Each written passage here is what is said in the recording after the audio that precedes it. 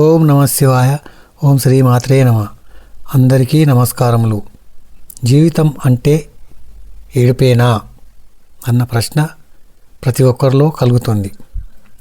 పుట్టిన ప్రతి ప్రాణి మొదలుపెట్టేది జీవిత ప్రయాణం. ఈ జీవితం ఇంతేనా, సంతోషము తృప్తి లేదన్న నిరాశ ఒకటి. దాంట్లో నుండి పుట్టేదే వైరాగ్యం. ఏమాత్రం ఆలస్యం చేయకుండా ప్రతి ఒక్కరి నోటి నుండి వెలువడే మాట ఏమిటో తెలుసా? వచ్చినప్పుడు వెంట తెచ్చింది ఏమీ లేదు, పోయేటప్పుడు కూడా అంతే, ఏమీ రాదు అంటారు. ఆ క్షణం గడిస్తే చాలు, మళ్ళీ మొదలవుతుంది స్వార్థం అనే ఏడుపు. బహుళ అంతస్తుల భవనాలు, విల్లాలు, ఖరీదైన కార్లు, మోయలేనంత బంగారము, విదేశీ ప్రయాణాలు, లెక్క పెట్టలేనన్ని నోట్ల కట్టలు. అయినా ఈ మనసుకు తృప్తి ఎక్కడా లేదు. పుట్టింది తోడు కడ వరకు వచ్చేవి మాత్రం 6 గుణాలు అని నిర్మోహమాటంగా చెప్పవచ్చు. అవి కామ, క్రోధ, మోహ, లోభ, మద, మత్సర్యములు.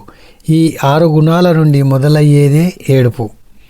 ఆ ఏడుపును పక్కన పెడితే చిరునవ్వు తప్పకుండా చిగురిస్తుంది. ఆ చిరునవ్వులోనే మంచి మాట అనే ఒక మకరందం ఉంటుంది. నవ్వుతూ జీవిస్తే తప్పకుండా ఈ జీవితానికి సార్థకత చేకూరుతుందని తెలుసుకోండి.